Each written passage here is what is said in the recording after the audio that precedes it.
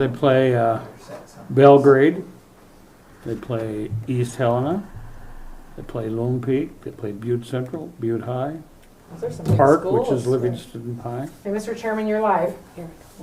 Okay, we will call the meeting to order. Is there any public comment? Okay, has anybody not had a chance to read the last two sets of minutes? I understand there's one correction. Yes. Probably on the last several, actually. Minutes.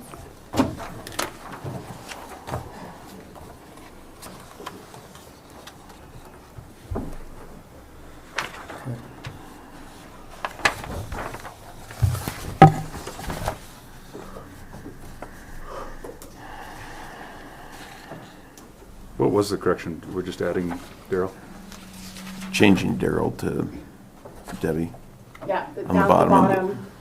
On your minutes. She's notated on the top, but it shows Daryl as the commissioner in the bottom of the minutes. On the bottom of the minutes as a non-member. Oh, yeah, Needs to be yeah. changed. Yep, didn't even, I used it as a template, so it didn't.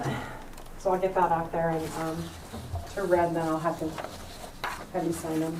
Okay, any other corrections? Okay, minutes are approved as amended. Okay, so we have election of officers today. We already put Jess back in a meeting that I was not here for, is that correct? As far as a voting member? I believe so. I think that was official. I think it was. Yep, okay. All right, so just a quick review of how this works. We'll take nominations for the two officers, chairman and vice chairman. I'll just open it up to any members that want to call it out. And I'll just repeat it back. You can remain seated. You can nominate yourself. Does not need a second. You do not have to leave the room when the vote is taken or counted. Presiding officer can continue presiding even if he or she is one of the nominees. A member can rise and decline a nomination during the nomination process. So with that, we'll open it up for nominations for, let's start with chairman. So I'll nominate Adam McDonald for chair. I would second that. Okay, and we don't actually need a second, so Adam McDonald for chairman. Are there any other nominations for chairman? Okay, we'll close the nomination process for the chairman. All in favor of Adam McDonald, say aye. Aye. Opposed? Okay, congratulations, Adam. There we go. Did it get blow the whistle, ring the bell, or nothing? There you go. Okay, we'll open nominations for vice chair.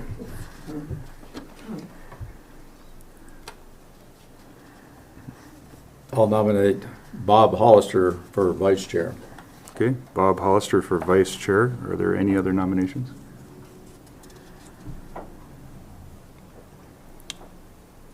Okay, nominations are closed. All in favor of Bob Hollister for vice chair, say aye. Aye. Aye. Opposed? Congratulations, Bob. Oh, thank you. I think. Okay, moving on. Lance, the floor is yours.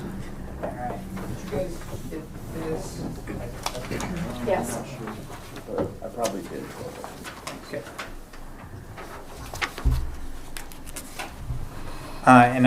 Forgive me, sorry, Lance Bowser, Robert Pesh and Associates for the record. And then, did you guys have the capital improvement plan as a separate agenda item, or is that under? It is all in the same. Okay, so I'll start with the construction update, and then we'll go on to the capital improvement plan. So construction update, we haven't seen the additive alternate number 2, which was awarded by change order. That's the apron expansion. We haven't seen that grant offer. There's just a hold on federal grant offers coming out. The money's there. Everything's set. They held because they're changing some of the grant language that's coming out with the grant. When you get the grant, it comes with 20 pages of grant assurances and Buy American. And my understanding is that they're going to emphasize Buy American, which isn't going to change anything. They're just going to emphasize it. FA stuff. They're going to my understanding is they're also going to eliminate any DEI type initiatives, which really don't exist with the FAA. We do DBE, which is Disadvantaged Business Enterprise, but Montana right now has primarily been operating race neutral, which just means efforts into DBEs, but not mandatory percentages. So that's not going to change anything either. So they're just changing language. The money's there. It's not concerning. I'm told that they think they're going to start issuing grants again within about a month.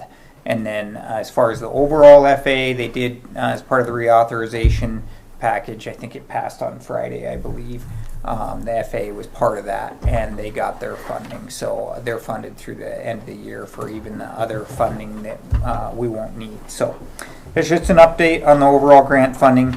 As a reminder, the original grant offer that came out, for whatever reason, was like $150,000 short. The FAA doesn't know why. They put in for the amount, and when it came out, it was $150,000 short. So I'm trying to figure out how, with the FAA, the best way to solve that. We can amend the grant at I don't want to do a third grant, is what I've told the FAA. Like, that's just more, it's like $20,000 in paperwork to run these grants and split out all the dollar amounts and keep them all separate and with contractor pay requests and everything. So I'm trying to avoid that, both for the county's sake and mine. But we can amend the grant, etc. So that $150,000, I'll discuss that later when we discuss the capital improvement plan, because it may impact how much money we have moving forward, depending upon what pot of FAA money that funds that $150,000 comes out of. Clear as mud, right? Okay. I have suspicions. Yeah. So, let's see here. And as a reminder, the first grant was 90-10, 10% Montana Aeronautics. The second one for the apron expansion is 95-5, 5% Montana Aeronautics. So there's like a 90.4% FAA participation into the project. So we completed the public outreach. We posted things at the Pilots Lounge and the fuel system. We submitted the legal advertisement. The first one was last week, 2 weeks ago. And then the second one, I think, is this week, right? Mm-hmm. Did you all see that by chance? No. The I first saw one? your emails about it. I didn't see it in the paper. Okay. What So, paper I is saw it that? in the local paper. Montana 43, is it? Yeah, I'll have to look. local paper. We advertised it 2 times a week apart so that they weren't like back to back. Mm-hmm. The Millings gravel stockpile, we coordinated with the county on that, and they wanted it stockpiled kind of to the east of where the cattle guard is, which is actually not airport property, it's county property, but that's where he wants the millings because he, TJ thinks it's going to be too cool when we take the millings out. He wants to replace them during the July months. I just want to say that I have some concerns about that. It's, you know, he obviously knows best about placing, you know, millings much more so than myself. My biggest concern is if they don't move those millings turn into a rock over time. Right. So I'd like to express to Debbie in the county that if these get placed there, the airport does not want an eyesore for years to come coming into the airport. And I have seen it occur at airports. So, oh yeah, we'll use it. And then they, pretty quick, they turn into a rock pile and you're out there, you know, chipping it out of there or have to figure out how to repulverize it or recrush it. So they'll be fine through the summer. They'd really probably be, it's just over time. They just slowly just mold together into a pile again. So Heat and gravity. heat and gravity and rain moisture actually just puts it back together and it'll almost form an asphalt again. So that's the plan. If you guys have concerns on that, you guys could express them to me, I guess, but Question. really to the county. Yeah, I thought that the mill material was going to be used to surface the road. I think that's the And plan. potentially, I think at one point it came up, we were potentially looking at that for the spray ramp. Yes, so the county can do that as well, Mhm. and I believe TJ's first intention is the airport road coming in. Mhm. I think they also had some thoughts about other county locations because I Mhm. kind of originally when we were talking stockpiling, they were I think they were talking about. It must be on the north end of town where the county yard's at, and he was talking about stockpiling some in there. And I said, well, we just need to know so that we can put If he that does it in. there, it'll be there over a year, and that will be the rock. Yeah. So I guess the question that I would ask is, since the area that's going to be off the new ramp, that would be the area where potentially you would do a spray surface for crop dusting. Could it be stored there while they're milling, so that would already be where it needs to be? Possibly. Yeah. Milling's going to be one of the first items at work, and there's Yeah. some earthwork in that Yeah. area. Yeah. So we could we might be able to stockpile, depending upon how their construction phasing goes. We could possibly stockpile some material there, Yeah. and we can solve that depending upon.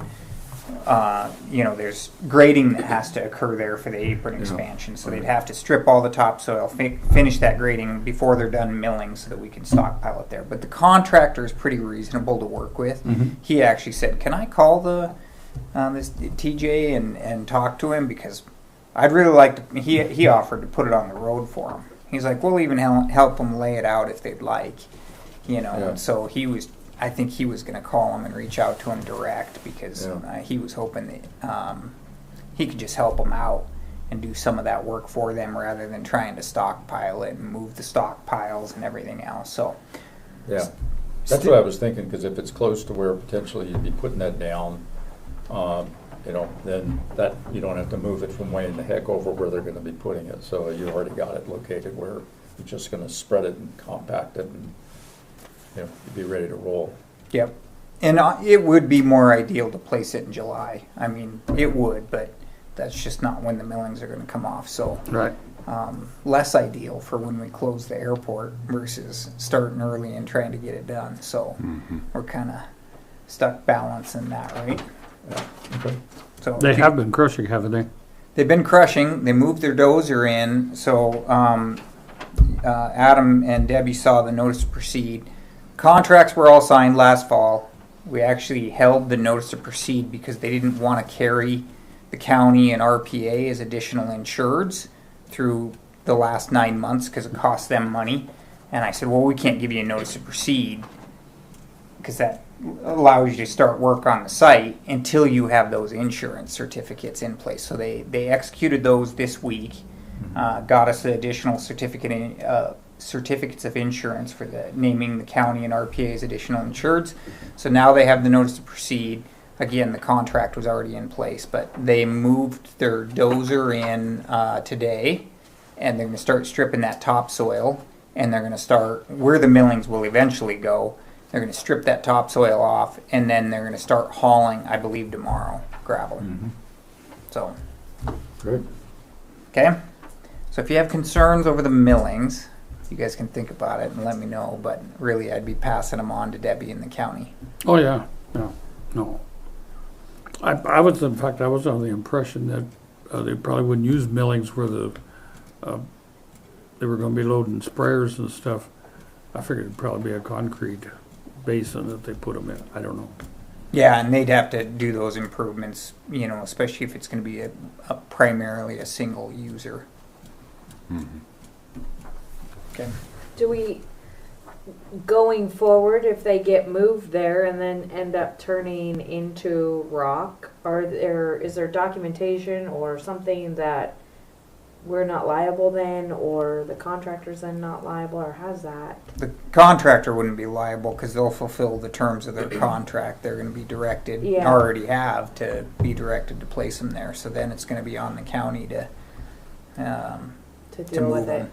Yeah, And it's again, it's essentially, actually not on airport property. Right. The airport property's been aggregated. So if you look on Montana Cadastral, it's a single block of land, the airport is, absent of the two small corner pivot parcels that we acquired, 2 years ago. So there's a small another chunk of land there that's east of the cattle guard that's actually a separate county piece of property. That's where they're going to be. Yeah, and it's essentially a favor to the county because they want to use that, and so it's up to the county, yeah. Okay. And if they get used, it's not a concern. I just want to have that cautionary tale out there that I don't want to see a county get overwhelmed and then be like, man, we don't have the manpower to move those, and then we're stuck with a eyesore coming into the airport for the next 15 years. Yep. So, okay. Start date still looking like mid-April. It's still weather dependent, obviously. We'd really like to see them start before we and get excavation and gravel back in before we kind of get into the May time frame, because that's when rain starts, and if we can get that built back up before the rain really starts, it'll be fine. But if we get rain before then, we'll be digging in a mud hole, and that's where the weather delays hit. So that's really the goal, to get them started earlier. And then 90-day calendar day contract again. He doesn't think he's going to take that. They're talking about paving mid-May. I thought that was awfully optimistic. So This lives to God's ears. yeah, Helena Sand and Gravel, and we had a pre-con with the electrician, Helena Sand and Gravel, and Bullock Construction here. I think just last week. And they said, oh yeah, mid-May. And I was like, mid-May? Like, I mean, that'd give you 1 month to get, all the millings. And I was like, I don't see that happening. End of May, maybe. So that would be probably more realistic. And then the last thing I wanted to mention that doesn't have anything to do with the construction project directly, but they started on the water tank project, the city did. RPA is actually the engineer, so I'm coordinating with our internal group regarding closures, because they think they're going to close that access road for just like a day. And I said, well, that's probably not that. And then they wanted to route people through the fairgrounds for a day. And I said, well, like vehicular traffic, that's probably okay, but that can't occur when the contractor is hauling. They won't make all those turns with trucks. So I said any of those closures have to be coordinated with us before the contractor considers that. And they said, okay. So I just wanted to make you all aware of that. Any other questions from the board regarding the construction project? Projected completion date at this point, if they do it by the end of May, like you're thinking? Yeah, I mean, they'll paint the day following paving, and we'll be ready to reopen the day after that. So I'd say end of May for paving, and then first part of June for opening. Yeah, there's got to be some rain. You know that. Yeah. Yeah. Just depends on the year. Some days we don't get too many weather delays. Some days we end up with weeks. So it just depends. Other questions? Okay. Move on to the capital improvement plan. So this is a summary of FAA grant funds available. Top of all the color-coded sheet on the second page there. And so this, as a reminder, these are typically 90-10 funds. So this is your FAA funds available. But next year it's going to remain 95-5 by my understanding. So in 2026, which will be next year, if you look at the top there, all the way across in kind of that gray color, it says $800,000. You would have $800,000 available in FAA grant funds available, subject to the $150,000 that were short on the original project. So that may come out of that funding pool. There's several pots of funding pools that go into projects like your major project. But talking about things below in your capital improvement plan, most of those would get funded out of this $800,000, and you'd be generating $150,000 a year after that. The second row down is bipartisan infrastructure law. That's BIL. That terminology is going to go away, by the way. BIL, that was a 5-year bill, so that might end after that blue 145,000 that is an estimate, because that amount has been fluctuating over time. If you look at it from 159 to 145 to 144 to 137, so that blue number is an estimate. So 800,000, give or take 150. Additionally, it would be Townsend has for a lot of years been loaning money out to other airports, saving for this major project. It's entirely reasonable to accomplish projects to borrow money. Your pavements are going to be in good shape. You got no other priority needs coming up. It'd be entirely reasonable to borrow $450,000 to accomplish some of these projects if you needed. And it won't impact your pavement maintenance, which would be the next critical need 5 years from now. So you don't want to borrow so much that you can't do pavement maintenance in 5 years. We want to maintain the pavements as priority number one. And that's shown in your capital improvement plan down below in 2030. So that one should stick and stay there. The other ones can move around, but I would highly recommend keeping that 2030 pavement maintenance project at $235,000 in federal request. The fuel system project, which is kind of the last item down, that's not FAA eligible. I dug into it a little bit more, and the FAA actually didn't know the answer to it, but they won't fund replacements or major upgrades of fuel systems. They're essentially a one-time installation, and then they assume that the fuel system should be self-sustaining moving forward for the airport. So we should probably take that fuel system replacement off of the capital improvement plan. And then I wanted to discuss the other items with the board and any others that you guys might have on prioritization and help answer any questions. Well, it seems like, based on what Dwight's been providing information in terms of, snow removal, I think that's got to be a priority for us, because that's been something that, has been difficult to keep up with. And, this year, like in February, I guess it was, Dwight. So, I think that's something that we should prioritize, make sure that we have that capability. Well, and Dwight had mentioned that, the ability to buy a used piece of equipment, he's seen a few of them go through. We might be way high on that number of 370 grand for a plow. Used equipment's fairly difficult to acquire with FAA funds. Oh? It has to meet Buy American requirements, and when you buy used, there's nobody to sign that Buy American requirement. So, and really the only way that we're able to meet the Buy American requirement, it's a 60% waiver, because you can't buy anything that's 100% US, any vehicle. It just doesn't exist anymore. They get at least the light bulbs and a lot of the electrical components from other countries. So the only way we really meet it is by adding in like a US-made dump box, a USA-made snow plow. And You're throwing good money after bad. Yeah. So the 370 is for a highway grade plow. It's not for a pickup plow. Pickup plow, I'm sure, would be cheaper than that. So this is a large, Freightliner, heavy duty type truck with anywhere from a 12 to 16 foot blade. They're big. You can downsize that. You can go back to pickup plows, which I think was actually what Harleton had. Wheatland County was a pickup based plow. It seems like everybody's been wanting larger plows recently, so we haven't bid a pickup based plow in probably like 10 years. But they're still eligible. You can get brushes or whatever for them same, Yep. pull, just like the what we did down Forsyth, we bought a John Deere construction, the yellow equipment, and we got the 12-foot blade. It came with the bucket. It was a front end loader. Came with the bucket, and we also got a brush. Yep. We're having a real hard time. Nobody in the country has gotten a tractor-based snow plow. Literally nobody in the country for probably a decade. Yep.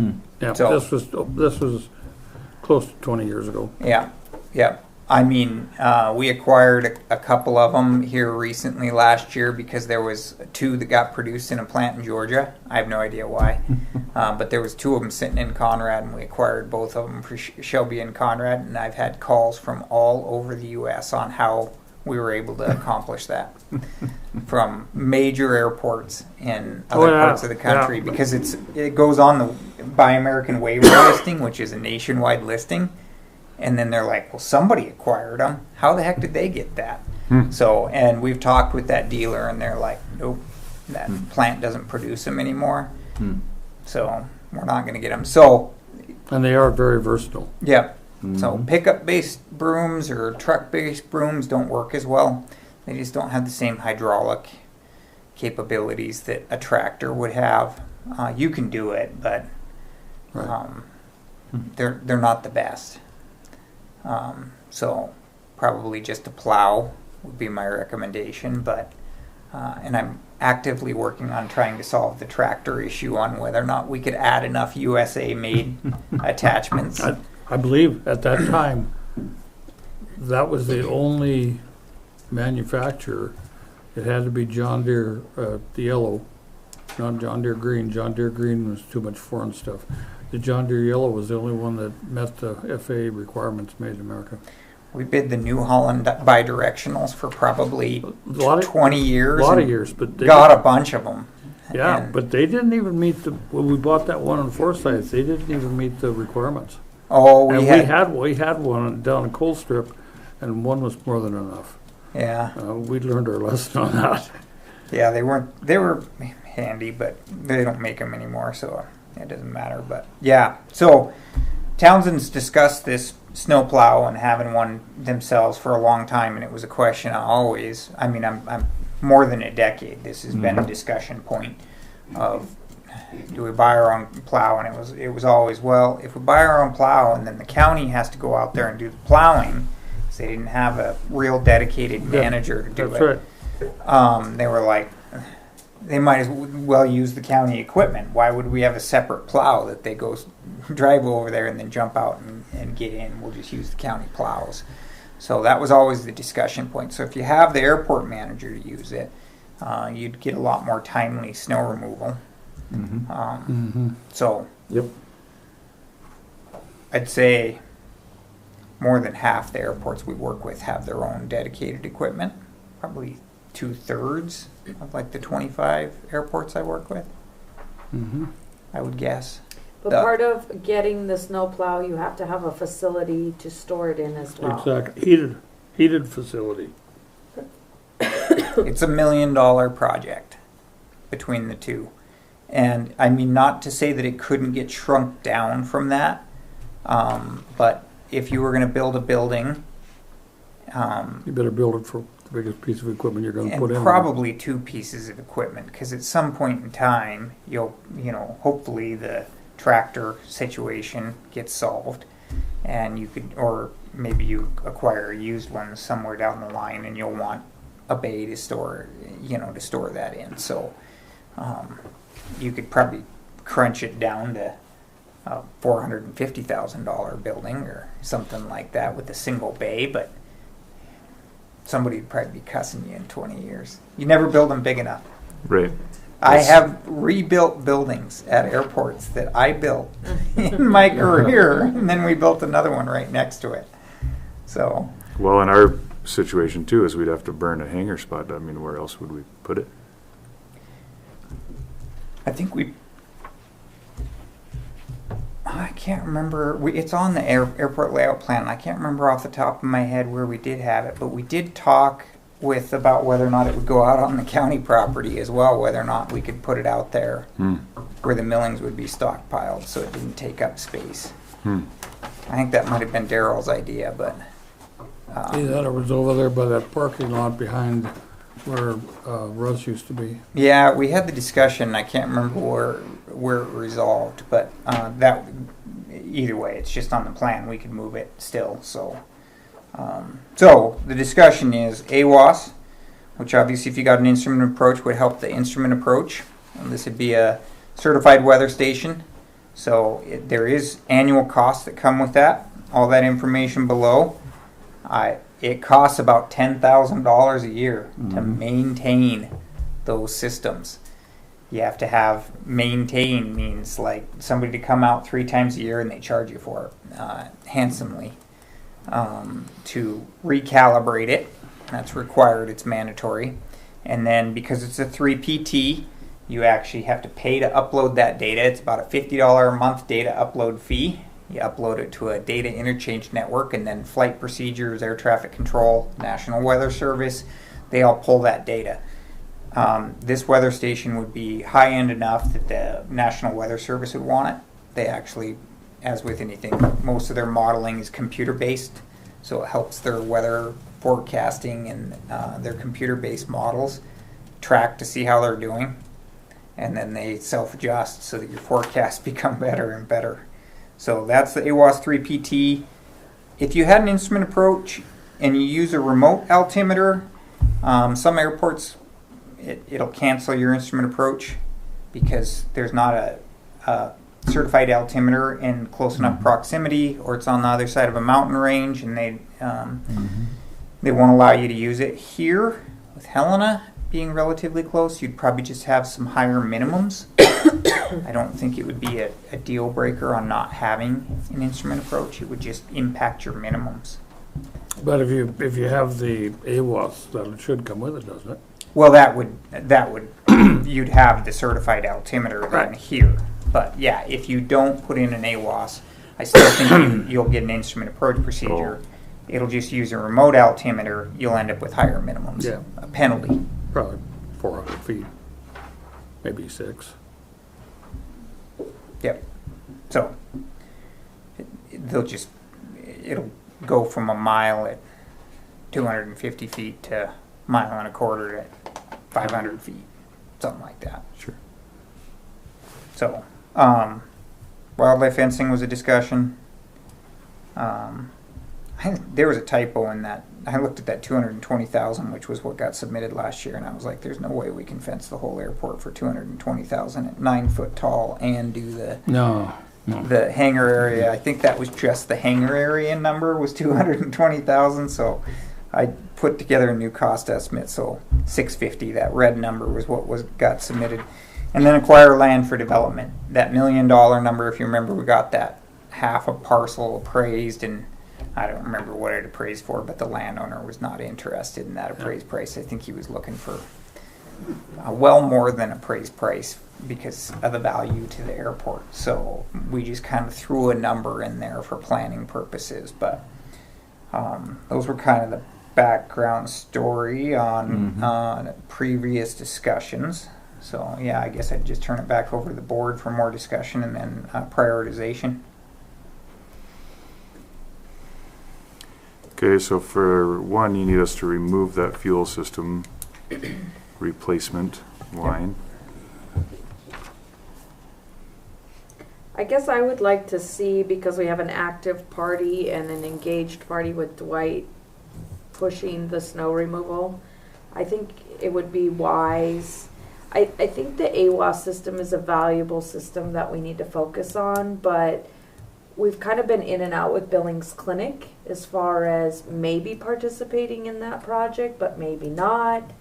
And I feel like we have somebody that we now employ that's ready to work. So I feel maybe the snow needs to move to the top of the priority list and kind of push down the AWOS maybe, and you know, maybe try again with Billings Clinic in another year and see if maybe they're willing to participate again. Or Well, and at a minimum, don't we have to push them all back except for the pavement maintenance? Because we've got the AWOS listed as 2025. Wouldn't everything have to move back a year at least? Yeah, I mean, the AWOS for sure would have to shift because 2025 is now, and we're not going to get that Not project. gonna happen. So not going to happen that fast. So, and instrument approach procedure, their delays on that are like 3 years. So in all likelihood, we'll finish the data this year, but we're 3 years out of getting a new approach. We've already started the project with the FAA. So, and we've uploaded our design, and we're starting to upload the aerial imagery that we did last fall. So it's already in process, but we're still 3 years out. I think I did White Sulphur Springs in 2021, and they just published their approaches and then canceled them Oh, wow. because of impacts. So now they're redoing them.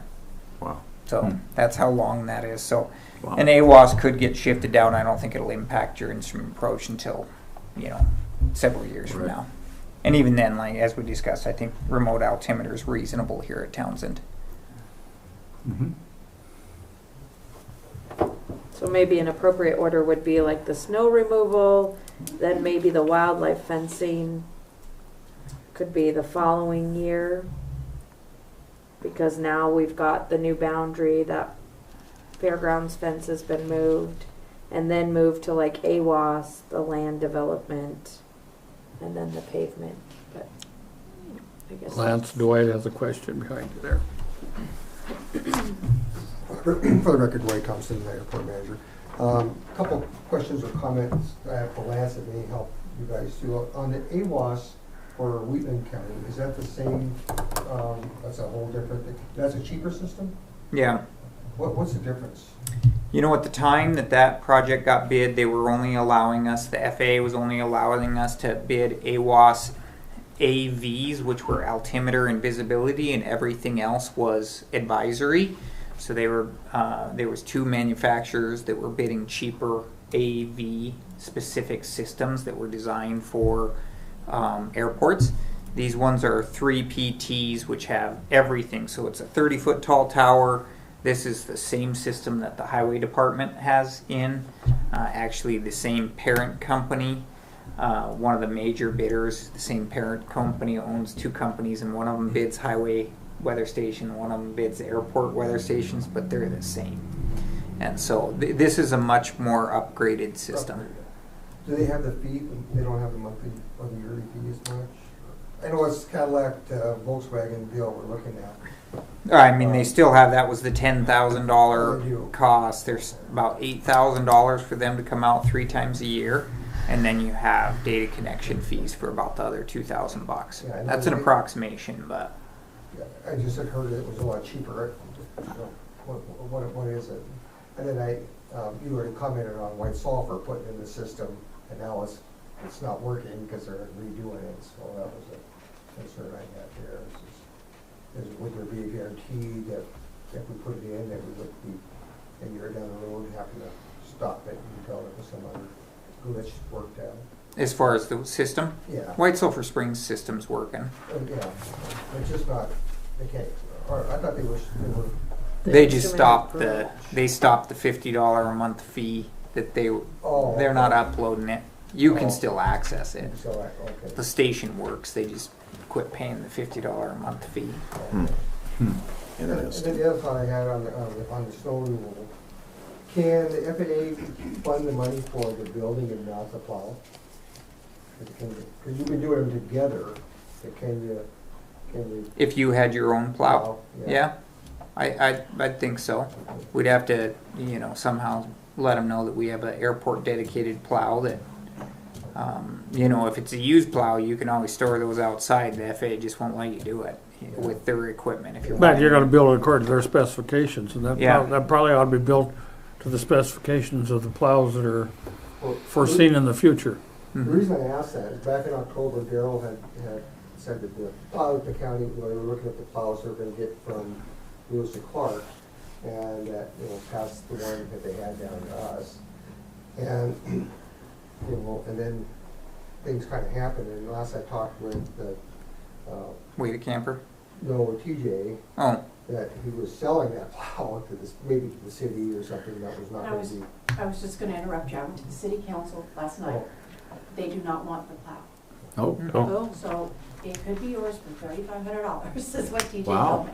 That's the one you've been using? That's the one I've been using, Yeah. and it's a work of art. Yeah. As I probably didn't bring one of the specs. bills you'll see come across there, I blew a hydraulic hose on it, and, on a guy's ramp, so I've been putting floor dry and stuff to try to clean up the mess and stuff. Oh, God. It's workable, you can do it, you can do the job, but it's time consuming and it's, you know, I don't know how old it is, but. I it's- didn't read the specs. but Yeah, but I mean, that's an option for 3,500, we could get by for a while. The concern I have is we're gonna have a bigger parking area, and that's where a plow really, you know, for doing the runway, it works fine, but for the ramp area, it's, Yeah. you're just making a big, you know, it's hard to get it up there without a push plow or something, or a boot plow or something like that, that might be more down our way. And in the future, both Helena and Bozeman have us on the radar that, you know, you can't bank on it, that we may be able to acquire one of their plows when they upgrade. So that's just, if we could get a building, I don't know, somehow, it's a thought, but an option. We can, yeah, we can sort of get by with the plow if we can get it for 3,500, but that's, I don't know if you guys want it. I don't know what kind of a headache it's gonna be, but I don't know. Right. Yeah, I just blew a hole, you know, anything with hydraulics, you're gonna have maintenance issues, so. And again, if you have a used plow, you could decide to just plug the thing in and store it outside. I mean, Yeah. well weather still more, Yeah. but a lot of times that's where they've been stored, Yeah. depending upon where it is Yeah. for the last 20 years. I don't So think that one has any weathering left. yeah, And there was- weathered out. That's why the pro brother why the hose went south. And realistically, you know, look how many days we get where we have standing snow, 12 inches that, you know, shut the airport down, which happened. Usually Mother Nature takes care of it for us, wind and sun, and we're pretty lucky. But there's just those few days all year. Yeah, probably half a dozen days per winter usually. Yeah, yeah, so I just wanted to throw that out there, so something to think about. Oh, and then, I don't know from the county if we can use their 2 plows that they acquired, like we've been using. I was waiting for that Yeah, question. I don't know. Yeah, I We mean, just got them after the last snowfall, so we Yeah. haven't even used Yeah, them so yet. they actually Yeah. gained their plows, but I don't know if we'll be able to use them like we've been using this winter or not, but that's an option. We can certainly talk to Yeah. TJ. so- Okay, well, in the spirit of Yeah. buttoning this up, why don't we plan, as far as our recommendation on the full kit and caboodle of $1 million for the new plow and new building, and if something like that comes along, this is not set in stone, we can Right. change it, modify it, push back, whatever. So, any comments on Jess's recommendation that we move? So, let's say 26 is snow plow, 27 was fencing, 28 AWAS, is that kind of what you had in mind? Mm-hmm. Mm-hmm. I think it'd be fine. I mean, it could be moved again down the road if we have Yep. to. Yep. Up or down. And you want to move land like out towards the end? I mean, you could shift it out to 2031. This next year is going to go out to 2031. I mean, realistically, you're not going to be able to accomplish all of those things no matter what, but we annually update it. I kind of I wouldn't hesitate to be a little optimistic. The board recognizes the fact that you're not going to be able to accomplish everything. Will actually show a shortfall in available FAA funding in your capital improvement plan, which just emphasizes that you're not going to be able to accomplish them all. But it's not a bad thing to have on the list either, because then you can always prioritize. Regarding the plow, we probably wouldn't start on that project until, I don't know, October. So you could change your mind come September time frame. We'll have this capital improvement plan will be set, but then come September time frame, I'll be like, well, now we need kind of a no-go or no-go decision, because we would start moving forward with that project at that time. So, Well, to answer your question, I would be in favor of moving the land acquisition to 2031, knowing that we could move it up. But, I mean, this feels like we just tried it, what was it, a year or two ago when we bid, and the law would only allow us to bid 10% over appraisal or something like that, which we did, and it was rejected outright. So I don't think we're going to get a lot of movement, like, real quick on that. and you can pay more than that 10% over appraisal. You just have to document negotiations a little bit better.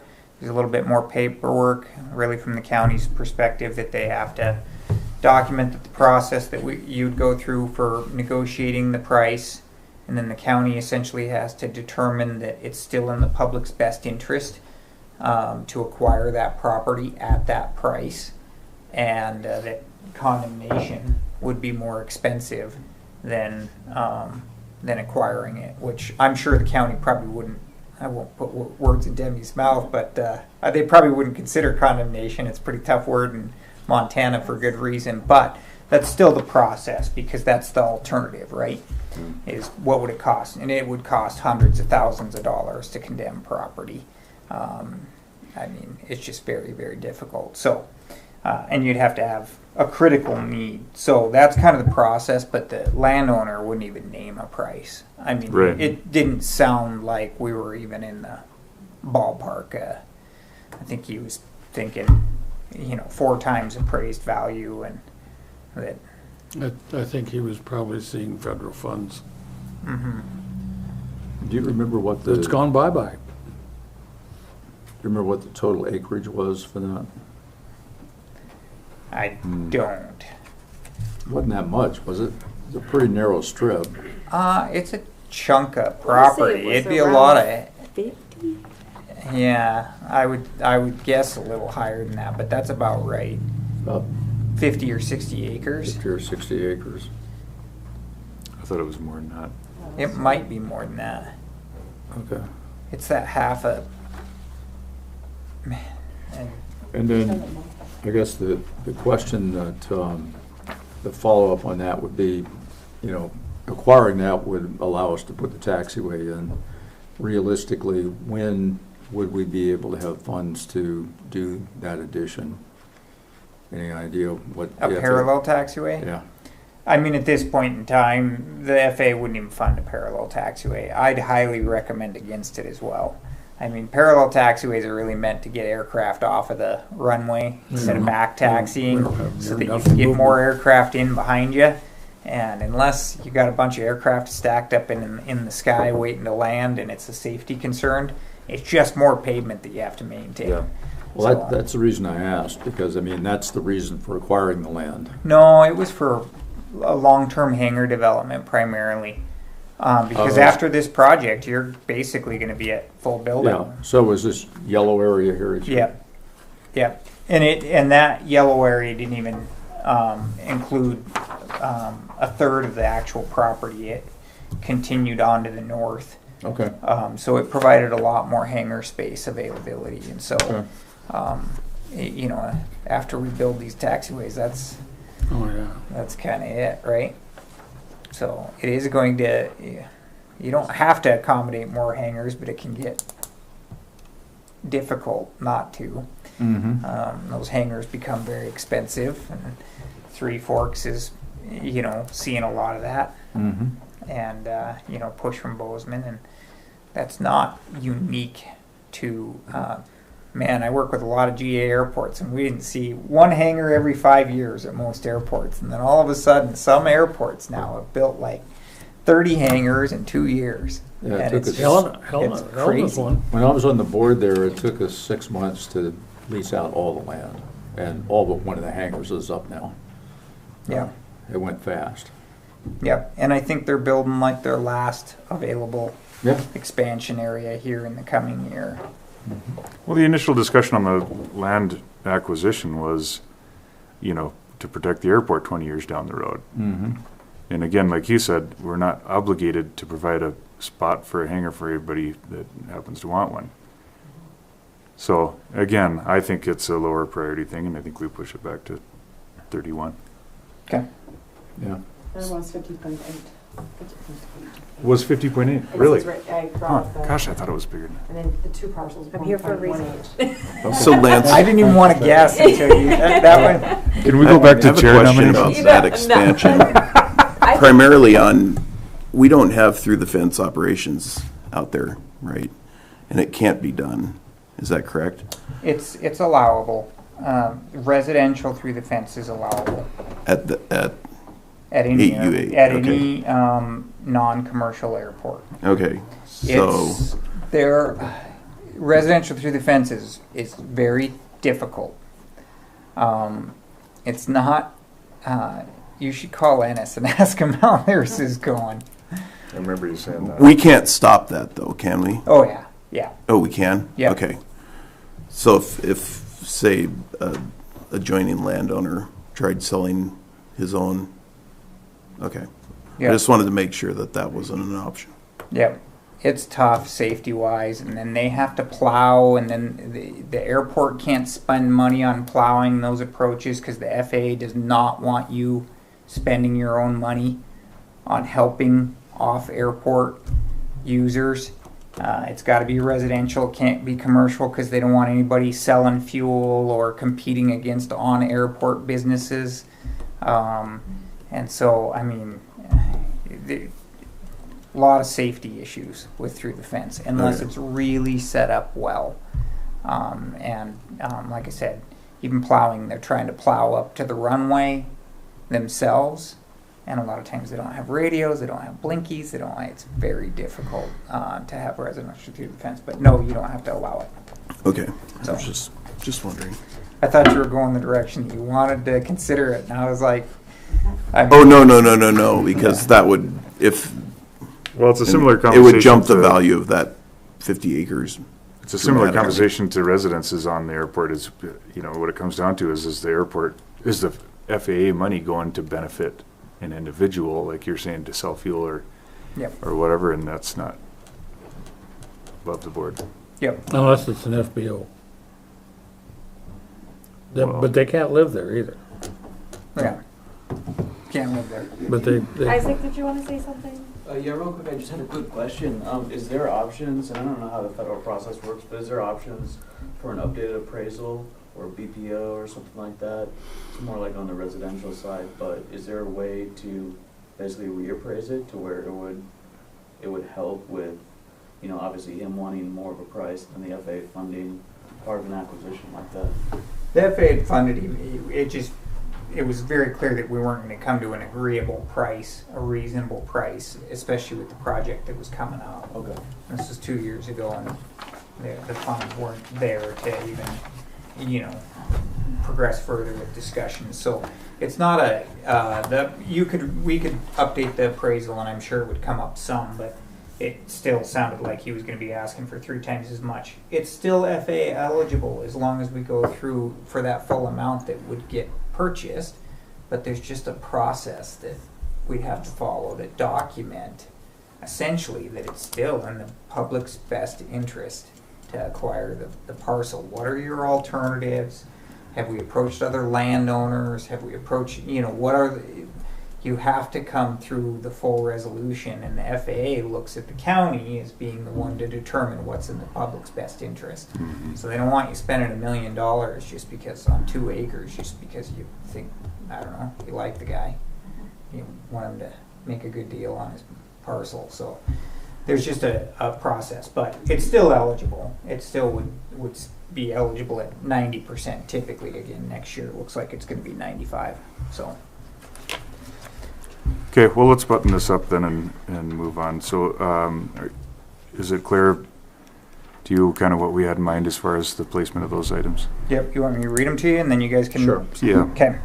So, we are going to move the snow removal equipment and the snow removal equipment storage building up to 2026. We're going to have the wildlife terminal area fencing in 2027.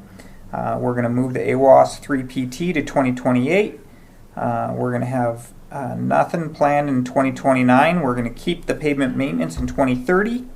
And we're going to shift the land to 2031.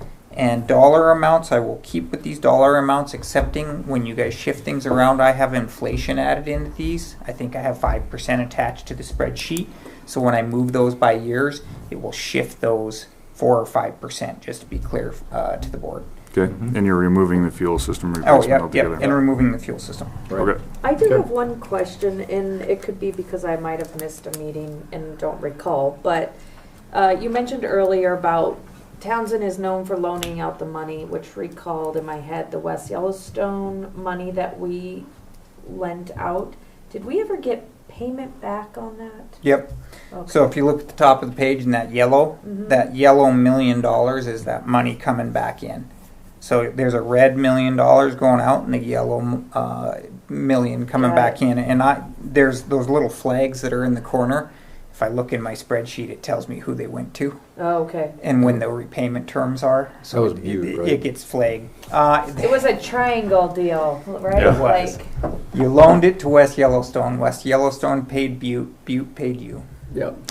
The FAA worked it out. Sounds like a loan Called sharking the- operation. Engineers to The only help one them. that hasn't paid is Haver. It worked. Yeah. Haver. Yeah. There were 145,000. They probably on the left side hide cells that are that far, otherwise they don't fit. But Haver defaulted on a repayment because there was no the FAA quit tracking in that year. They quit tracking repayments, which is the reason why we have the spreadsheet now. Right. And now we fully require, when the money goes out and you loan somebody money, I make them sign a future reciprocal that says 2029, and they already signed. So I don't recontact them in 2029, even though largely Haver's not our client, but which is part of the reason why it happened. But I don't recontact those clients in 2029. They've already signed it. So I just submit it. I just send it in 2029. We have all the folders Statement. set up. What's Pay- that? It's a statement, pay it. Yeah. And then we're out of it. Both parties have signed and we're helping be the facilitators, but otherwise they've already signed and I don't have to go back to them. I don't want to be stuck in the middle of that. So you have been paid back. That went into that $1 million, got spent on the almost $4 million project okay, that's that fine. came out in that grant. Okay. Okay. Anything else from you? Do you guys want a motion or Oh, that by I'm chance sorry. for the recommendation? I'll move to amend the CIP plan to show that the construction snow removal equipment storage building is for 2026. The wildlife fencing is for 2027. The AWAS system for 2028. Nothing for 2029. The pavement maintenance stays at 2030, and the acquired land at 2031. And then also to remove the fuel system replacement. I'll second that. Okay, we have a motion and a second. Is there any further discussion? All in favor say aye. Aye. Opposed? Motion carries. Okay, thank you. Thank you.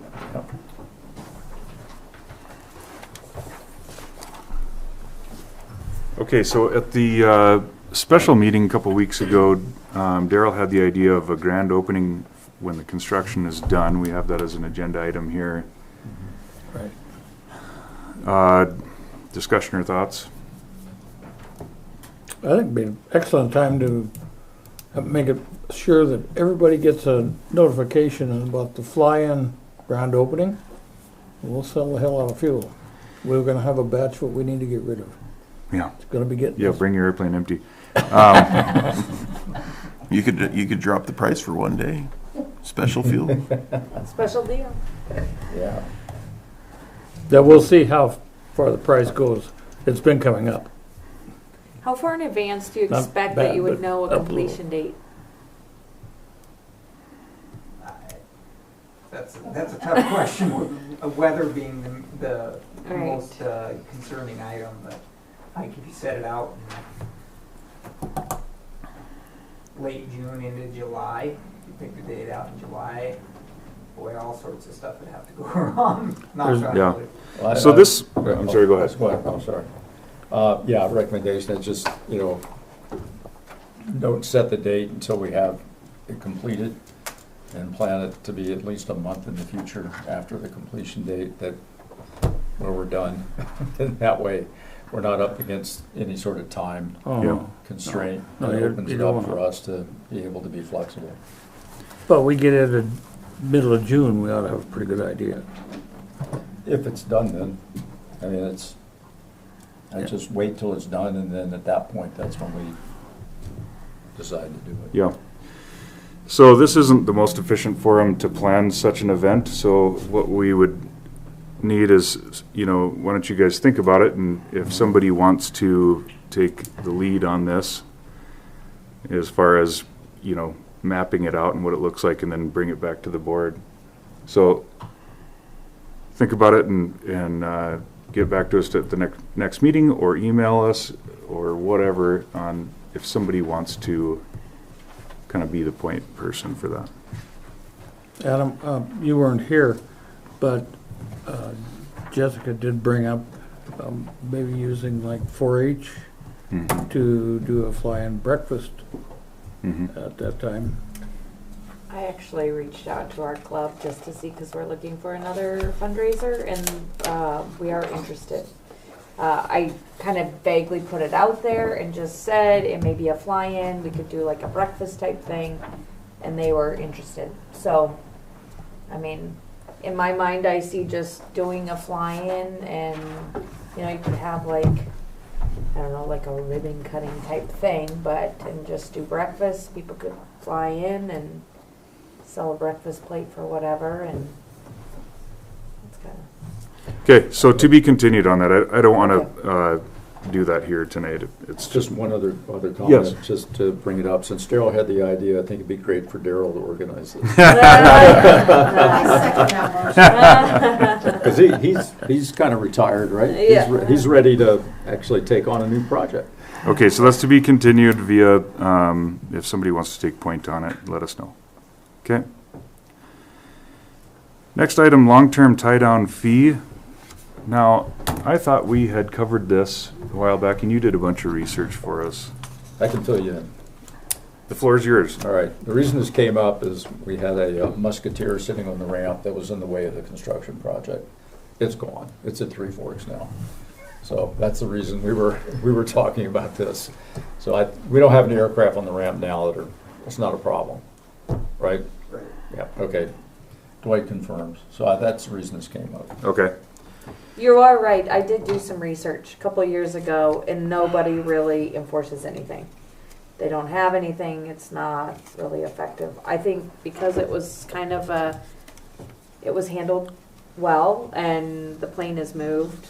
I say, move along. But- Did you take care of that?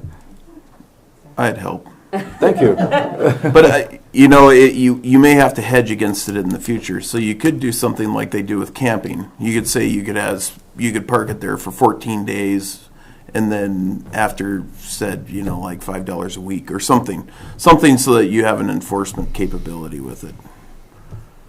That's what I was going to say, because, you know, it seems that when twin-engine planes get so old, they just sit on an airport. And they're not going to let them sit on Three Forks or Bozeman or Helena. We need to be covering our tail. Yeah. So the last discussion we had about this was we decided it was a whole can of worms that's unnecessary to open, and I think Lance had some strong opinions on it as well, as far as what a mess that is to enforce. So Or am I with the remembering county's that incorrectly? junk vehicle policy, I mean, if it can't be moved, I mean, it is a junk vehicle technically. Yeah, some people, I mean, the county, that's a can of worms on whether or not you could enforce But now that or it's not a not. county You probably airport. would, but it'd take time. What's that? It's not a county airport, though. I've had this issue at a couple airports, and so I mean, and city, it is everybody, enforceable. you're right. It's very expensive. Your pavement, you lease out space to your hangar space that you're leasing out as bare ground. It's the hangar owners' improvements. You're leasing out a bare chunk of property, right? And then it's their improvements that go into it. Well, this is an improved chunk of property. Your apron, it's expensive, and you're plowing around it. You're working around it. It's in the middle of things, and Livingston had a jet breakdown, and they had a big jet sit on their ramp for months through summer. The ramp's not that big. I mean, I'm talking a 70-foot, 80-foot wingspan jet sat on their ramp for free, and you know, because they didn't have a landing fee. Well, that, you know, $25 million jet, and they didn't seem to be in any hurry to fly pilots in to fix it. So you get something like that happens. You could set a rate that, like a camping fee. How enforceable is it? You can always determine that, well, they overstayed by a day. We're not going to charge it because the cost for us to collect that would be more expensive than trying to charge it. That's entirely reasonable. So when you start getting into months and it's becoming a real pain in the tail, you do have it on the books. You have it on books, and then you can try and assess it. Yeah. And so it's no more or less difficult than collecting landing fees, which are not the easiest thing, but you can just mail out an invoice, and at least then it's on file and give Which you may a be enough, enough yeah. incentive to move it. Big enough you can put a lead on the plane, Yep. Yeah. So, if it's not a problem, it's not a problem. It's great. It's nice to just keep it that way. But I think eventually, especially as hangar space starts filling up, eventually it will become more of a problem at airports. I mean, It just eventually, will. every 14 days you have to move camping. So my question to the board is this: do we want to put a policy in place, or do we want to wait till it is a problem, because it currently is not? I'd be in favor of putting the policy in place. Whether we enforce it, that's another consideration for another day. Okay. But I'm that's gonna just- go with let's just wait. I just feel like it's just way more hassle than it is, and that problem was dealt So- with good, but Rob, how many airplanes are hanging out in Three Forks? It's been varying between 5 tie-down aircraft and 2. I guess I'd just worry about sprawl. As things become tighter at other airports, you're necessarily in the middle. So we can turf it off for a little while, but eventually we'll probably have to address it. could we put it on the agenda maybe come fall after the project is done and That's see? fine. And You good with that, and Bob? maybe before Yeah. the snow comes, Yeah. Mhm. So like maybe Or September. September. Or it can be addressed between now and then, if it's needed. Yeah, yeah. Well, that's certainly the way I Or lean. stuck if they work now. I don't think we need to go around looking for problems to solve. Maybe Yes. Maybe I better sit down then. I see it as a problem now, and the reason the board hasn't been, I guess I haven't brought it forward to the board as much as the problem it has been. It is a liability to the county, especially when you're trying to plow around these things. And, I just worry about backing up into the thing or something. And it's one thing if a guy is just gonna be here for a while, or if this is a problem where a guy just doesn't know where to park his plane. Now it's down in Three Forks, and I've been in Three Forks, it's been all over the place. And it just kind of comes back and stuff. But it has been a problem as far as especially plowing, just getting around the thing. But if we had just a loose policy that after a month, there'd be a fee, and that may entice them either to look at leasing hangar space and getting a hangar, instead of having free rent is what they have. Like Bob says, maybe we don't have to enforce it. Maybe it's a case by case type of thing. If you have a problem, within a month, let the board know what the issue is, and you guys can discuss what you want to do with it. This particular, I hate to put it down to one person, but I've seen it in Conrad where somebody mentioned a twin engine. Doc Hamilton up there had a twin engine set there for years and years and years. It was a big problem in Conrad. I've seen one in Lewistown. Oh, okay. But, certainly if something, wait till the fall, but Big Drummond. I think it is a liability. Sat there a long time, did it? Having it there, having something that just tying it down and walking away. Yeah. Okay, so I think we all agree that maybe something should be put in place, and I'm not opposed to it. I will play devil's advocate. Now, recall that we just had the alternate additive number 2, or whatever we called another $600,000 in apron space, and it wasn't too many months ago we were trying to get airplanes out there to look like we were using the dang thing. And now that we have 40% larger ramp space, and we don't want anybody to tie an airplane on it, because it's our precious ramp, you know. So, you know, and I'm not saying that I'm advocating for that, but that is the alternate point, I guess.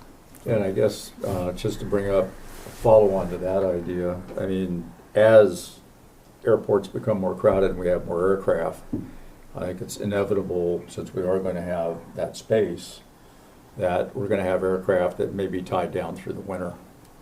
And so that's something that we're going to have to think about in the future as something that we just have to work with, find a way to work with the people that own the aircraft. Have a winter parking area. Sorry? Have a winter parking area. Yeah. And you can charge them a reasonable rate. You don't have to be, it doesn't have to be a penalty necessarily, but Right. No, some sort of reasonable rate, like you're charging your hangar owners their lease and bare ground.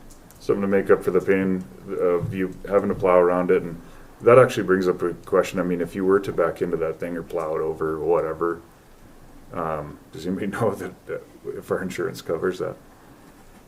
I do have a comment in my report about insurance. It does. I'm sure it does. Yeah, It would- it does. you Yeah. would think I so. don't wanna find out. Yeah, right. It But- does. I'll bring that But the up. process is the pain. Right. Right. So I guess that suggests that potentially longer-term aircraft would have a lease arrangement, where we have the county attorney draw up a lease arrangement for aircraft that are there for a month or more.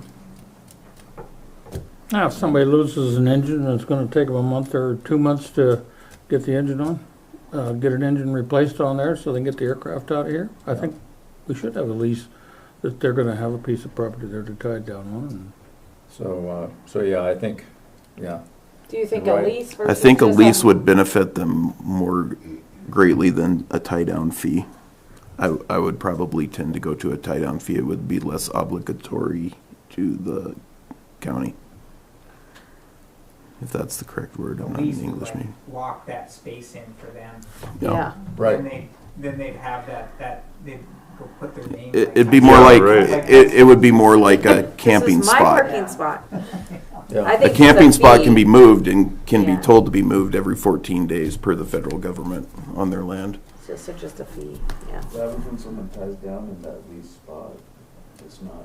Yeah, then you're an enforcement wing. Yeah. And you have a sign out there that says parking for Moonies only or whatever.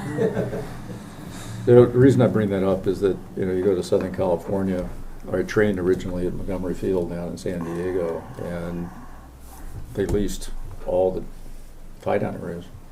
I mean, it was a lease out. You know, you had a hangar, that was really up there, but all the tie-down spaces were leases. And so they were getting monthly income from just tie-downs. But that's, you know, very nice weather, you know, no snow and all that kind of stuff. But if we do have a lot more aircraft that are on the field as a result of our ramp expansion, then maybe I don't think Lance, that's unreasonable. maybe Lance could answer this. Does Billings charge a tie-down fee or lease for aircraft people at Billings have that's tied down outside? I don't know if I know the Billings does. FBOs do. Yeah, the FBOs can. They actually build that ramp space themselves, so they own that ramp space. They lease that whole area, including the ramp. So if they're waiving landing fees or ramp fees, they're not waiving the airport fees. They don't. The FBOs don't have ability to waive airport Right. fees. They're waiving their own fees. Is what if you buy fuel, If you they're buy waiving enough their fuel. fees, or if you buy fuel, they might be paying the landing fee for you. You know, if you buy fuel from them. So I'm not sure if they did that link that I sent in the email that takes you to the Montana Aeronautics site. That takes you, the link I sent was for general aviation airports, but that same website has the commercial airport fee structure as well. It's a lot more extensive because they have concessions and parking lots and everything else that's logged in that data, but you can go to that Montana Aeronautics How long would you website. send this? A week ago. Oh, I'm gonna have to go back and look, Yeah. because I didn't see anything come in. when I looked at your agenda and I saw that this was on there, so I sent out information on it ahead of time. Yes, maybe that's where I got the impression you had strong opinions on it, but it was just information. No, I apologize. you know, and I tend to agree. If you don't create a problem that's not, that's not there, but if it's a problem, I mean, sometimes you're chasing your tail trying to solve it after the fact rather than. Yeah, Sounds like it after kinda the is fact, already. then they're gonna get grandfathered in or whatever, And if you have 3, 4, 5, I mean, Dylan had, we had to move an aircraft with the county attorney's permission prior to a construction project about 15 years ago. So I was like, well, we can't move it. Like, I'm not gonna go out there and move it. The contractor's not gonna move it. The county has to move it, or it's gonna hold up our construction project. So, county attorney essentially decided that the county could move it. We did, but it's been a problem at a lot of airports, and that was 15 years ago. Camping wasn't a problem 15 years ago. It is now, right? Because population. So It's coming. it's inevitable at some point in time. It's just might be 10 more years, might be 2. Yeah. So. All right, let's do this then. Aubrey, do you have the ability to make yourself a note and we can address this in September? September, yes, I can put a sticky note right in my little thing here. Mr. Chairman, may I make a statement? Yes, please. Just real quick, I just want to remind y'all, you said earlier about the county attorney creating a lease. I think y'all know, maybe not, that Kaylin Minor has been deployed. So she won't, yeah. I didn't know that. Yes, it was a very last minute thing. She's in the United States. I believe she's just in Montana and Wyoming doing legal stuff for the whatever. So yeah, that was a big shock to us. So we are back down to one attorney. So if you want anything done, he's going to need a lot of time and some research material from you all. So maybe August, start thinking about it. Okay. She will be back the end of September, but just keep that in mind. So I'll put this in August and just say contact attorney. Yeah. That sounds good. And do we have a volunteer that wants to put together a loose, because once again, this is not an efficient forum to work out every little detail. So is there somebody that wants to put together a loose framework of how that would look like? Bring it to the board and then we can hammer out the finer points. Planning for August? Is that what you're thinking? Sure. Okay, I'll do that. That would be so Okay. helpful in the process. Okay, Okay, so Rob's I think volunteered to we put can a, all, we can all sorry? put our 2 bits worth into a little sheet of paper, and I'm sorry? I say we can all put our 2 bits worth out on a piece Yeah, of paper. I'll gather some stuff up and I'll share it with everybody. okay. So in August, you'll come with a loose framework and we'll discuss it. Okay, August agenda. great. Okay, consumer price index, this is something that we should have taken care of in January. I have a little bit of information. So according to our bylaws, we are required to reassess the lease rate. Right now, it's at 12 cents per square foot of hangar space. And it says the airport board will use the Consumer Price Index, U.S. Department of Labor, Bureau of Labor and Statistics, West Region Urban Consumer Price Index 12-month percent change. So I looked that up, and as of right now, that is at 2.6%. And so according to our bylaws, we need to increase the lease rate by 2.6%, which is, 12 cents to 12.3 cents. What are you, 12.1 now? We are No, we're at 12.0 cents per square foot of hangar. Now, this applies to both Canyon Ferry and Townsend, correct? Do you recall, Bob? I believe it does. Okay, so why don't we do this? Let's start with a motion, if we could get a motion to increase the lease amount by 2.6%. I'll move to increase the lease amount based upon the increase in the consumer price index from 12 cents per square foot to 12.3 cents per square foot. Okay, do we have a second? Second. Okay, so a motion and a second. Is there discussion on this? Mr. Chairman, may I ask a question? Yes. So the process, if I remember correctly, is for me to go back into the lease, change that lease to a different amount, and then we need to get that to the courthouse for those people that are going to be billed in July. They're not billed till July. Correct. I believe so. And then, just a minute, I'm still thinking, I'm thinking it through. I So feel they'll like be, so they'll be notified in July of I think I sent a letter. you did send a I letter. sent a letter to all hangar owners about the increase. I think so, I have that. Okay. Okay, so I'll take care of that in April. Yeah, which should happen every year. Yeah, okay, just thank you. Okay, further discussion?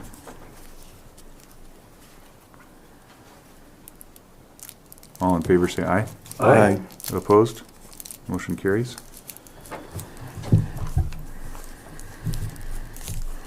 Okay, next up, we have a review of the bylaws. Now, is this a yearly thing too? It as is a well? yearly thing, and if Okay. you think they're lovely, then just say they are lovely, and I'll have I think I have to have the new people sign them, right? I mean, even if there's no changes, there's a new commissioner. Do I, You know, or just leave it the way it if is? it's the same, don't worry about it. Okay, so that's up to you guys. Okay, so is there any changes that people see need to be made to our bylaws?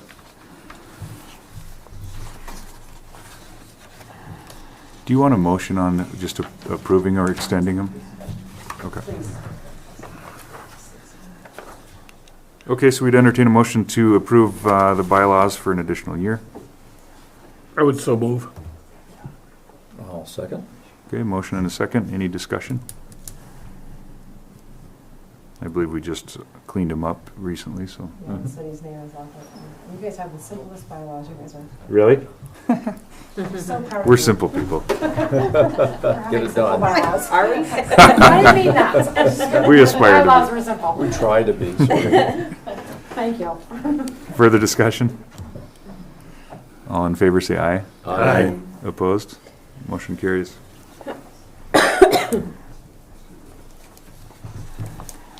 Okay, I think I have an update on the fuel system. I just spoke with, so as a quick review, the special meeting, we did approve ordering a QT pod. I just spoke with Cole this afternoon, and just as far as a time frame update, all of the stuff has been ordered. I spoke with QT pod manufacturer. They're getting everything ready. They Energy Systems expects to receive that hardware, I think it comes out of Colorado, in a day or two. So if, in fact, it does come in a day or two, and at that point, Energy Systems will schedule us. If things go well, then it should be installed by next Thursday or Friday. So hopefully by next Friday, we will be operational. So, which is pretty quick considering. Yeah. I know we want it a month ago. Do but- we still have a notice to airmen out that there's no fuel? Yes, Yes, we do. Okay. which nobody looks at. Yeah. Yeah. But Nobody looks at Covers your tail. emissions anymore, which is shocking. It's notice to airmen again now. You haven't heard? mhm. Trump changed it back. No joke. Oh, they changed it back? Oh, good. Get rid of the confusion. I didn't realize it changed in the first place. Well, they changed it the first time too. Ignorance is Air bliss. emissions. Yes. Notice to air emissions. Oh, really? Okay, I've got that solved. Chico's covers The them only both. question I had on the QT pod for the board is we did not resolve what we wanted to do for connectivity. Do we want to do the cell phone, which was recommended by both QT pod and Energy Systems, which is probably in the ballpark of $40 a month, a Verizon cell phone plan? The reason they recommended that is because it was the fewest points of failure, the best probability of 100% uptime. Alternatives were the point-to-point system, where we use our existing internet from the lounge, and I think that was like $120, from any store, Walmart or Amazon or something, which I guess works well, but it is additional point of failure, but it would also save us potentially $40 a month.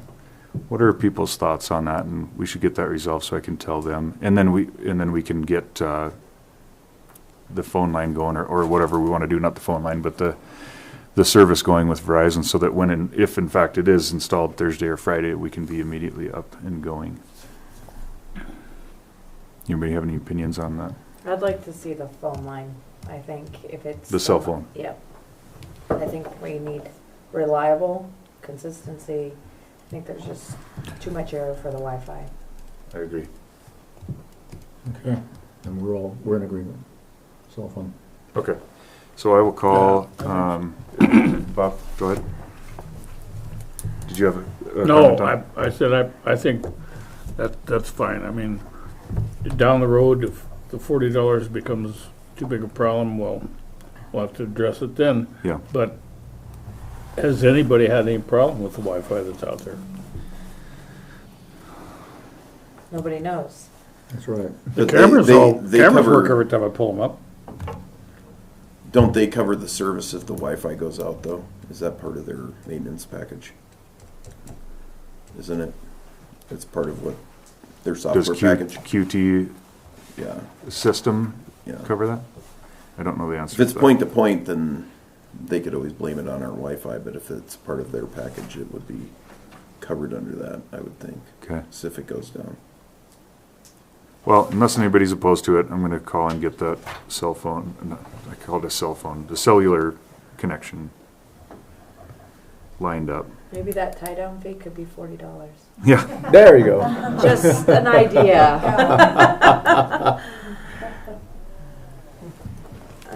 okay, any other questions on the fuel system?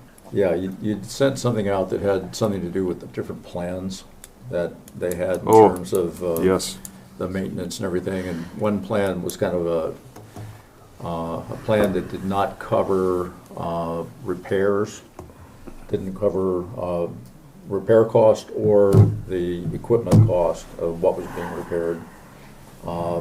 So the basic plan was essentially everything except for, I think, those two items. And the question that I had after reading that was, is there a warranty for like a year where we would be covered for a year, and then we can address this next year to get a plan that would be covering the equipment and repair cost? the answer is yes. So we had that question at the special meeting, we had discussed it, and then we had the same question. And immediately after the meeting, Cole did get back to me, he sent me the warranty information, and it is, in fact, everything's warranted for 1 year. Okay, so we just So go we with do the the basic plan. The basic plan. Great. And I'm drawing a blank on what that was. I think it was $11.95. $1,200 a year, right? Yeah. Okay. Okay, anything else on the fuel system? Great. Do we You have- might check T-Mobile and Verizon and AT&T. There could be a difference in price too. I'll ask about it. I was under the impression that it's Verizon or nothing for the QT bot. Oh, No, I could be wrong. I don't know. I'll ask. I know we use T-Mobile, Mhm. and the neighbor uses AT&T, and we never had a problem. The only time I ever had a problem was when I was on Verizon, and that was very seldom. I'll ask about the different services. I mean, a number's a number, you know? Yeah. Okay. Aubrey, do you have anything on the lease list for us? We are through the priority list officially. He has chosen to wait for new construction, so I can officially maybe take that last little part off the agenda. Yeah. Yay. Been on there for a month. All right, Dwight, do you have a report for us?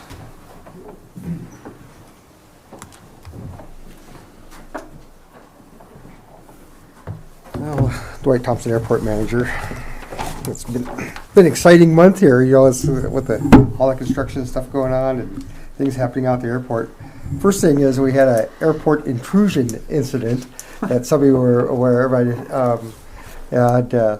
where a person decided to jump the gate and try to board one of the air ambulance transport aircraft, and law enforcement was involved and stuff. So big thing for Broward County, but of course that had to be reported to FAA and stuff. I don't know what they do with it and stuff, but that was kind of an interesting deal. I got a call one day that there was an airplane flying around the airport towing a banner. And what was going on there? Well, with everything going on with the airport, I thought, well, maybe somebody's protesting or putting in a new runway or something or whatever.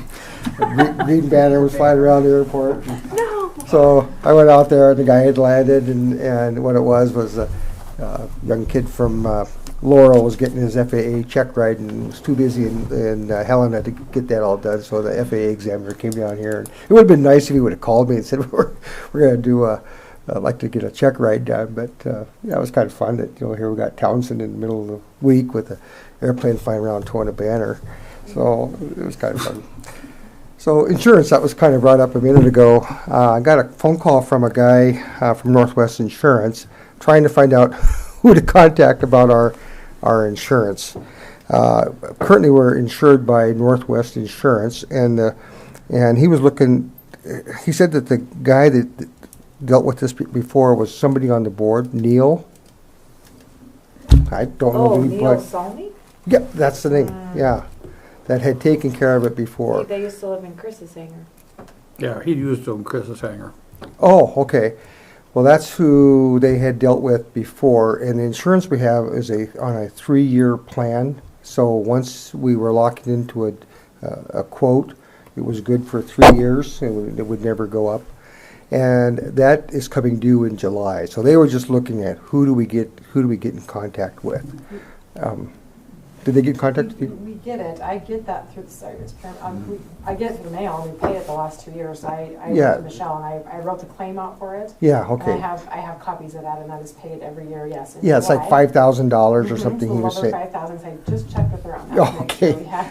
So his thing was, we're going to send this out, is that the current policy that you have is on a $1 million claim, which was been that way for 20 years. And that's probably not enough. If I back into somebody's airplane, with the plow. But he wanted you to consider that most small airports is about a $5 million one. I don't know. And he was going to, I said, well, can you please just send this to out to you guys, and so you could have it. But he didn't know who to contact.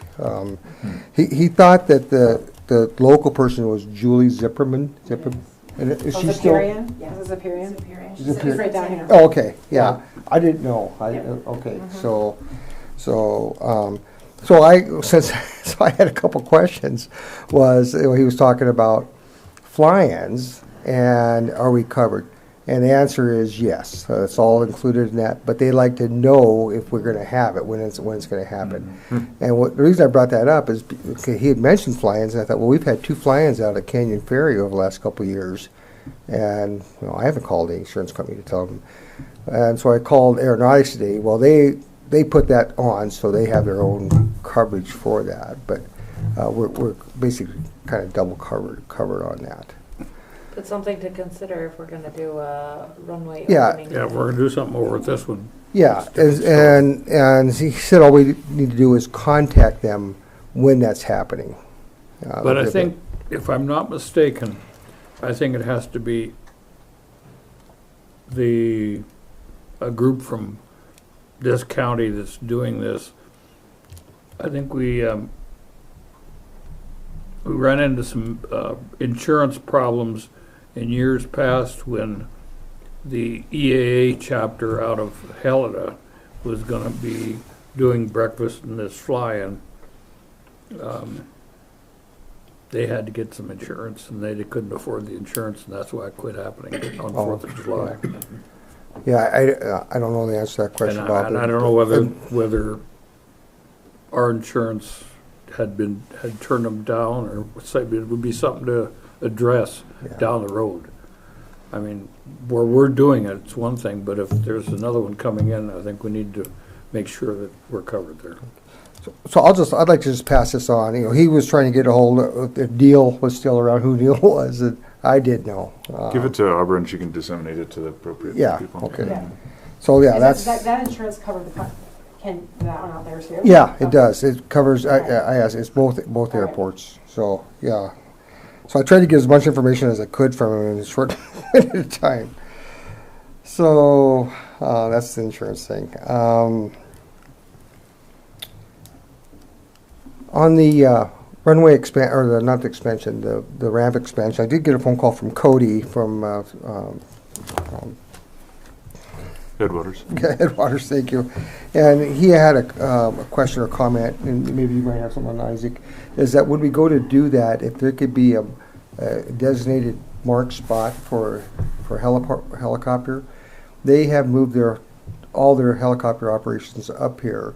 And his thought was if they have a spot for just a helicopter to land, so somebody didn't come in and park where they might be doing their operations. Might be kind of nice to. Lance is nice enough to stay for the whole meeting for us, so that would be a question for Lance. Yeah, I mean, helicopters are difficult in general, just mixing them in with traffic just because of rotor wash. So it'd be difficult to do that at this point in time, just because of the way we sold the expansion to the FAA, and now we'd be reversing course for potentially. Their concern would be: are we doing this for multiple users or one primary user of helicopters? And they wouldn't allow that. So it'd be difficult. That expansion does have larger tie downs, if you remember, from some of the revisions. So to try and dissuade the smaller aircraft from parking in that southernmost bay of parking. So I think it's going to, I think there will be good separation there, but I don't think we're going to be able to specifically mark them out. Not that that couldn't exist at some point in time in the future, if we had a good spot for it. Lincoln, as an example, has some helicopter parking pads off on the side. I've seen at some airports too where they'll put a line down the ramp and it says large aircraft parking or something. That's not to say if you couldn't go take your small airplane over there, but I think that would maybe help. Yeah, if you don't put tie downs in there, keep the small aircraft out of there. Well, I just want to make one real quick point about that too, as far as Cody got a lot more detail. I'm a fixed wing guy, so but EMS could potentially use it. It That's what wouldn't I'm just gonna say. necessarily Yeah. actually just be single user type situation. Yeah. In fact, I think the incident with the crazy lady was an EMS helicopter, if I recall correctly. So those helicopters do go in there a fair amount as well. Yeah, we won't be able to change with this project regardless, but you can see the size of the existing anchors and coal tar area versus the expansion with the larger aircraft and a spot off to the side. So I think it will hopefully, this area can, and when you guys are heavily using it, I think you could put cones up there as long as it's not sole sourced. You guys can, decide to do that for short term, etc., especially with the 2 egg operators in there. I think that's reasonable. We do have similar situations where the U.S. Forest Service will use the public ramp, but during emergency fire suppression, we'll section off portions of it. Say it's emergency, you can't be in here even though it's a public ramp. Forest Services operating. So that's what we do to try and keep them, especially the rotary, especially if they're running their larger helicopters, they just can't run them in amongst them. Like in Hamilton, they have significant issues, so we do have some spots, but that's the layout. So we won't be able to change it at this point.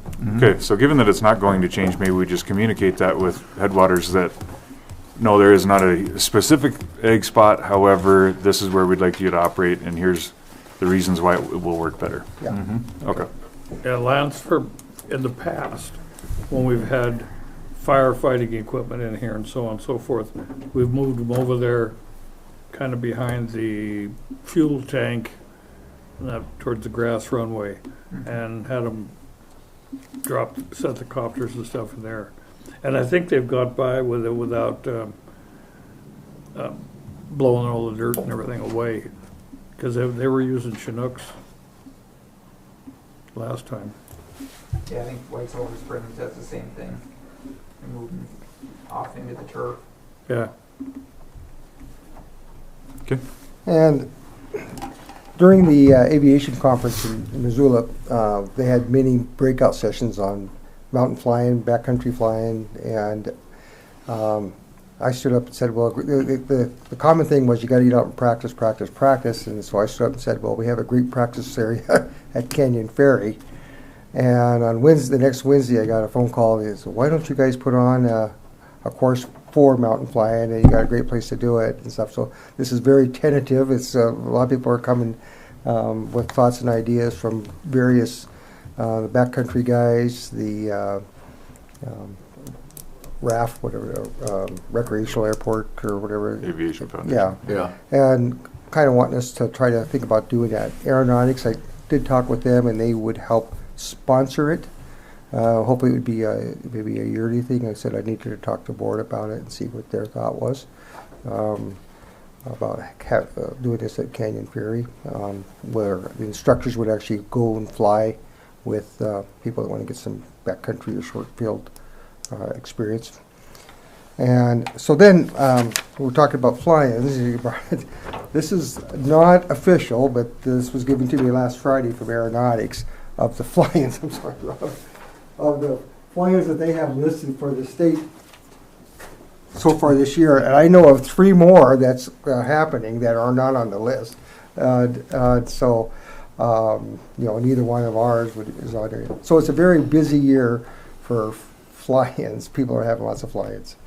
So, There's us right here. but So June 28th, we have a fly-in? I just said, no, looking at different dates. So, Montana Pilot Association, Mike Vivian, who many of you know, flew in Alaska and stuff, they thought that later in the summer, late July or August, when density altitude is a real factor. It's if you're gonna train in these type of environments, that's what you should do, is train in those environments. So that's just a tentative date there, Rob.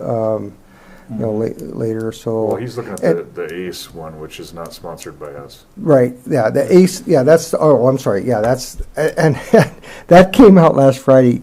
Lance got our Matt contacted me yesterday about the ACE one. So that was coming from their office, but he had that on the list before he's even talked to us about it. I think we're all on board. I think it's great.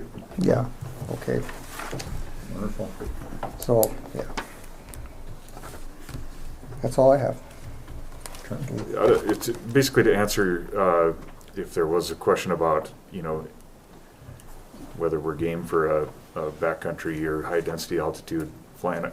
Unless somebody else disagrees, I think it's great. If somebody wants to put that on, we'd certainly be open to it. Mm-hmm. That's what it's for.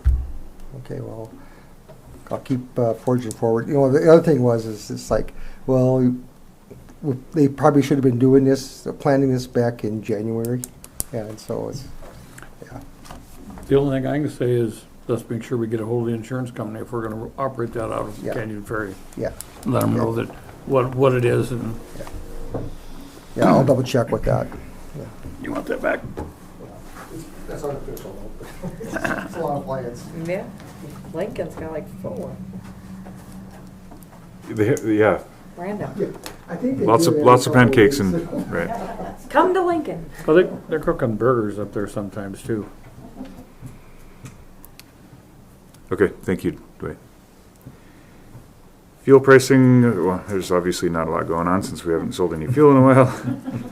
We have 7,700 gallons in the tank. Wholesale price as of like yesterday or today was $4.21 for 10,000 gallons, which is, it's been pretty flat. Yeah, it's probably came up 8 or 10 cents in the last month and a half. Yeah, pretty normal this time of year as far as bumping up slightly.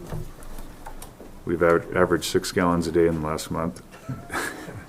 And all those were well earned by Dwight because he's been getting lots of calls. And Wow. I happened to be out there one time there was a 185 that didn't have enough fuel, he said, to get back to Helena, so I was able to get him fuel, but, once again, nobody reads the NOTAMs, but, I don't think there's any much to discuss there as far as fuel pricing unless somebody else has strong opinions. No. Okay, is there any new business? Mr. Chairman, you had claims too, sir. Oh, Oh, That's okay. somebody's paying attention around here. No. Okay, yeah, let's do Never mind, finance. yeah, that's fine. Let's do it. Okay, so we have Townsend Hardware for floor dry oil absorbent, $16.99. We have general merchandise for $5, Townsend Hardware, and then more floor dry oil absorbent for $16.99. Wyatt was going to town on the Yep. floor dry. There was a lot of elbow grease involved with that, it looked It like. was snow melting, it was hiding the oil that was underneath there. Yeah. And then these three, I'm glad Lance is here tonight. These three are Lance's actually, that he did mention in the newspaper article. I'm gonna go ahead and pay that because I'm gonna be gone for a couple weeks. So that was $144 for the first one. There'll be another one coming soon. oh, wow. And then we'll be reimbursed for that from the grant. And then he gave me two with a nice explanation. I gave them both to Michelle. One's $4,820, the other one's $8,660, and they'll be paid at different, she has the explanation of when they'll be paid out and when. I gave those all to her, and these are from my copy of my files, Okay. so, thank you. And just so you're aware of them. And then if you Yep. wanna know your cash, I'm happy to do that as well. Yes. Okay, so in your airport cash, you have $78,607.48. $78,607.48. In your CIP account, you have $485,240.02. 485, 240.02. And that's all I have, Mr. Chair. I did have a question for Dwight too. Okay, we'll just wait on that 1 minute. Oh, did you have regarding the claim? No. Let's go ahead with the claim. Sorry, Seth, we never get these over to you. That's fine. I run on faith. I'll hand him to him. When you come back. Oh yeah, here you go. Cancel it.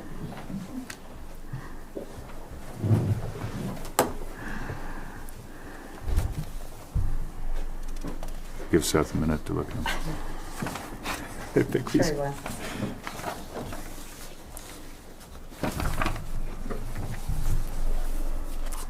Do we have a motion to approve the claims? I'll move to approve the claims. Second. Discussion. All in favor, say aye. Aye. Aye. Opposed? Motion carries. Thank you. Go ahead.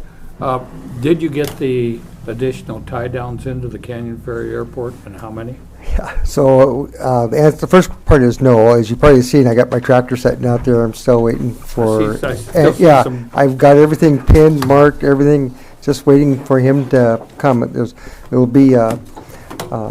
We're going to drill 15 more holes, and I think that'll give us a total of 10 tie downs back to back. Nice. And with a good safety margin to move your aircraft around. So, yeah, I'm just on the list here. You know, I sound like he was going to come. I went and got some cones because I didn't want somebody to drive in here with my wire flags, you know, or fly in or taxi in here. So, I got some cones and stuff there. I see they're blue over here, but yeah. So, Nothing on the other side of the outhouse to the south of there? nothing there yet. Yeah, if we need to, we can always do that. You know. But, you know, Adam met me one time out there. We do have room to do that. Yeah. Just put more tie downs in if we needed. So we kind of use that for the parking, like for that ACE program. There's lots of people for the flying. We did use that last year for aircraft. I know we did. Yeah. So, and another thing I remembered is that Debbie had reached out to us a few weeks ago. And you might want to comment on Debbie on a newspaper article. About the airport, putting they've got a set time or set spaces for news articles, and Lance has got back to me. Got some. Did I send something to you, Adam, for a comment? Sounds familiar. I think I did. You just haven't responded yet. But no, so just a little article about it and what the county's gonna do something every couple weeks or? Every week, we have Every- space reserved in empty 43 names. So you'll see an article from us, from the sheriff, so. Yeah. So with the airport construction started, we thought it'd be a good time, or Debbie thought it'd be a good time for us to put something in there about what's going on. And you That sound right? volunteered to Did I run. cover that? You did, thank you, and I appreciate it. Thanks. And you'd requested photos? If you, they like photos. And I brought my computer with photos. Yeah, so. thanks, Rob. Yeah, I think I reached out to you. I can't remember who I followed. Yeah. But we'll get all the stuff together and put together a nice little article. Thank you. Mr. Chair, two Yes, quick please. things. Promise, quick. Can you guys maybe think about it the next month about if you do want to purchase that snow plow? Maybe at your next meeting, because TJ wants to sell it. We want TJ to sell it. And we got him two, well, not new ones, but new to us. So just think about it in the next month or two. And the other thing is, I just looked up the date. The Lineman Rodeo is July 19th at the fairgrounds. And that brings a lot of people in. And as you're talking about things, I think you want to avoid that weekend. Oh, It's- good call. yeah, it's a lot of parking space and people and events. Thank you. July 19th, you said? July 19th. Okay, and just real quick here, I did fail to mention one item on the QT pod installation. Bob had asked about getting it direct from City Service Valcon. I did look into that. The tower from City Service was $16,000. Now you recall that it was 24 grand for the full install. I looked into it a little bit further. That doesn't include all the add-on items that we do need. I contacted QT Pod directly. He highly recommended against doing that for a few reasons. Number one, he said we're probably down to maybe $2,000 in savings by the time we get the other equipment and then find somebody to install it. Now, he did say it's a universal system, anybody can install it, but he said there's just not a lot of juice to squeeze there. And my opinion was, we want somebody in our corner when we have a problem in the future, and I want to be able to call Energy Systems. And Yeah, if he's I- done I all this, agree. yeah. It was passed to me, so I thought I should pass it to Yep, you. absolutely, and it was worth looking into, but, you know, if I'm him and did all the legwork for Townsend and then we go a different route and cut him out, I probably wouldn't answer that phone call either, so, just so everybody's aware. And I did lean on him a little bit, and I said, well, you know, whatever you can do, and he said, I'll tell you what, that readout, the digital display on our pump, we'll look at that for free or whatever. So he threw me a small bone, but, you know, given that we're cleared up to 30, I don't think we're gonna go over at all. In fact, I think it's gonna be right at 24, hopefully, so. Good. Okay. Any other new business? Okay, thank you, Rob, for heading up the tie-down situation. You're uniquely qualified because you're so familiar with Three Forks and whatever, so. Okay, meeting adjourned, thank you. Thanks, everybody. I want to hear the story about the crazy lady. Yeah, What happened?